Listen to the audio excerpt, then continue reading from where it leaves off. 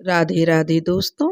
आज हम आपको सुनाएंगे परमात्मा की लाठी जब पड़ती है तो आवाज नहीं करती।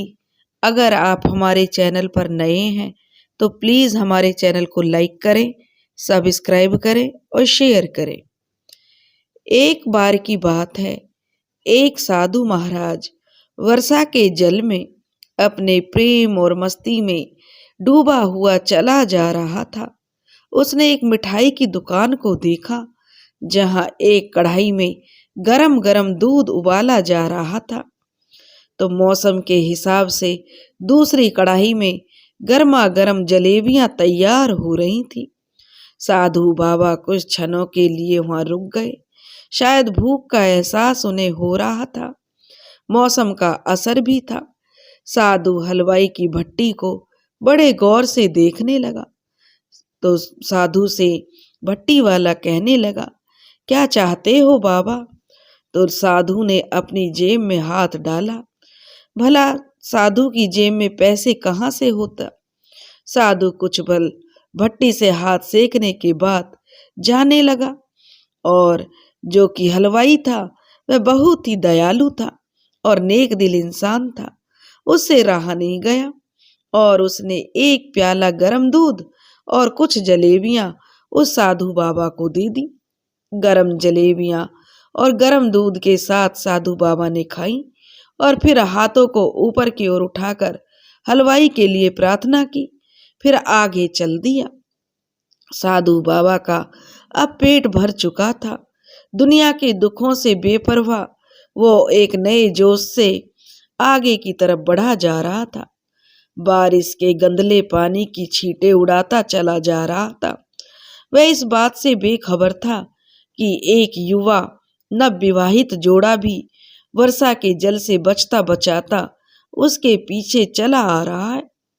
एक बार इस मस्त साधु बाबा ने बारिश के गंदे पानी में जोर से लात मारी। बारिश का पानी छिटकता हुआ पीछे आने वाली युवती के कपड़ों पर गिर गया, जिससे वह भीग गई। उस औरत के कीमती कपड़े कीचड़ से लथपथ हो गए। उसके युवा पति से यह बात बर्दाश्त नहीं हुई, इसलिए वह अपनी शर्ट की आस्तीन चढ़ाकर आगे बढ़ा और साधु के कपड़ों को पकड़कर खींचकर कहने लगा, अंधा है क्या? तुमको नजर नहीं आता? तेरी हरकत की वजह से मेरी पत्नी के कपड़े गीले हो गए और कीचड़ में सन गए हैं। साधु बाबा हक्का बक्का सा खड़ा था, जबकि इस युवा को साधु का चुप रहना अच्छा नहीं लग रहा था। उसे वो बहुत गुस्सा दिला रहा था।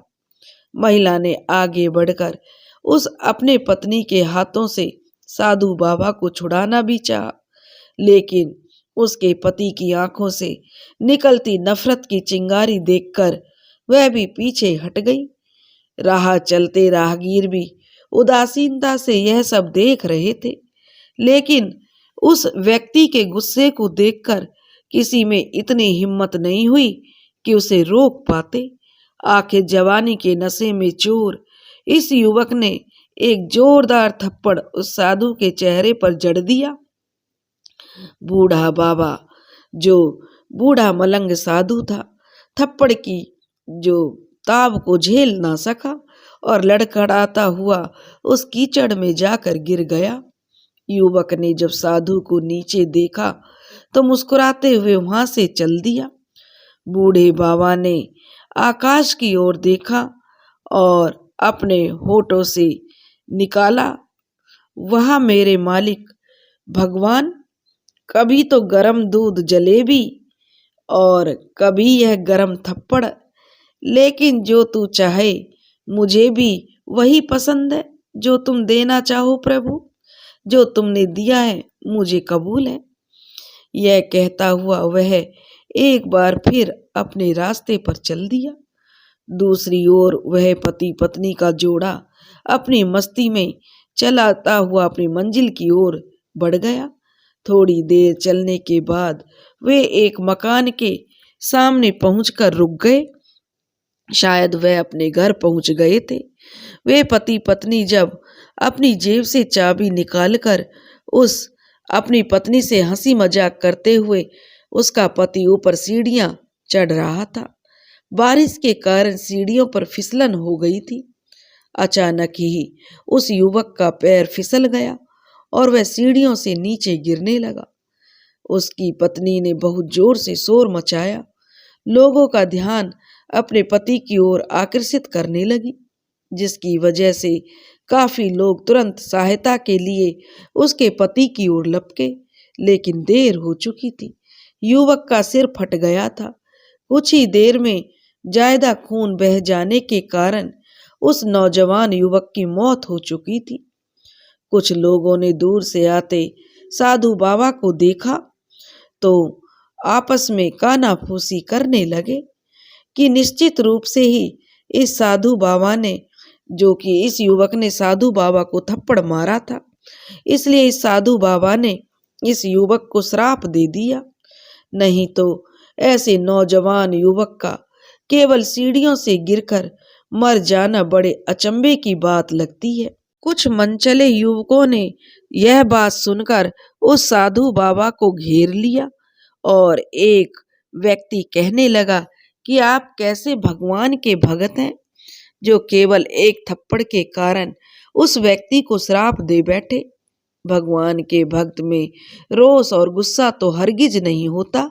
आप तो जरा सी असुविधा पर भी अपना धैर्य नहीं रख सके। साधु बाबा कहने लगा, भगवान की कसम, मैंने इस व्यक्ति को कोई श्राप नहीं दिया। अगर मैं इसको श्राप नहीं दिया यह तो मुझे नहीं पता कि प्रभु ने क्या लीला रची है। तो वह व्यक्ति कहने लगा, अगर आपने श्राप नहीं दिया तो ऐसे नौजवान व्यक्ति सीढ़ियों से गिरकर कैसे मर गया। तब इस घटना के जितने भी लोग थे, जो भी उस साधु बाबा ने उनसे एक सवाल किया, जितने भी लोग इकट्ठा हुए देख रहे थे इस घटना को, और इस घटना के चश्मदीद गवाह मौजूद थे। एक युवक ने आगे बढ़कर कहा, हाँ, मैं इस सब घटना का जभी से देख रहा हूँ और इसका चश्मदीद गवाह हूँ। साधु ने सवाल किया, मेरे कदमों से जो कीचड़ उछला था, क्या उसने उस युवा कपड़ों को गंदा किया था? युवा व्यक्ति जो कहने लगा, जिसने सारी घटना को देखा था, कि नहीं, लेकिन महिला के कपड़े जरूर खराब हुए थे। मलंग ने साधु बाबा ने उसकी बाहों को थामते हुए पूछा, फिर युवक ने मुझे क्यों मारा? युवक कहने लगा, क्योंकि वह युवा उस महिला का पति था और यह बर्दाश्त वह नहीं कर सका। तो कोई उसकी प्रेमिका के कपड़ों को गंदा करे, उसके चाहने वालों को जो थोड़ा सा भी गंदा करेगा तो उसका गुस्सा तो आएगा ही, इसलिए युवक ने आपको मारा। युवक की बात सुनकर बाबा एक जोरदार ठहाका लगाया और वह कहता हुआ वहां से विदा हो गया। तो भगवान की कसम, मैंने कभी किसी को श्राप नहीं दिया, लेकिन कोई तो है जो मुझसे प्रेम करता है, जैसे वह व्यक्ति अपनी पत्नी से प्रेम करता था, ऐसे ही कोई मुझे भी प्रेम करता है। उसका यार यह नहीं सह सका कि कोई उसके यार को थप्पड़ मारे, तो वह कैसे बर्दाश्त होगा। कोई मुझे मारेगा तो मेरा यार इतना शक्तिशाली है कि दुनिया का बड़े से बड़ा राजा भी उसकी लाठी से डरता है। तो वह व्यक्ति की बात उन लोगों की समझ में आ गई। दोस्तों, जब हम किसी से प्यार करते हैं और उसका दुख या थोड़ी सी भी गलती हम बर्दाश्त नहीं हो पाती कि कोई उसे गलत कहे या गंदा करे, तो हम उसके लिए मरने मारने के लिए उतारू हो जाते हैं। वैसे ही वो साधु बाबा या जो भी सच्चा भगत है उस परमात्मा का प्यारा है, तो वह परमात्मा अपने किसी भी भक्त या अपने चाहने वाले को कैसे दुखी देख सकता है। वह भी तो उसकी सजा उसको देता है कि उसके जो प्रिय भगत को या प्रिय जो भक्त है, भगवान के करीब है, उसको कोई दुख पहुंचाए, तो भगवान कैसे बर्दाश्त कर सकते हैं। दोस्तों, अगर आपको हमारी कहानी पसंद आई हो तो प्लीज़ हमारे चैनल को लाइक करें, सब्सक्राइब करें और शेयर करें। राधे राधे।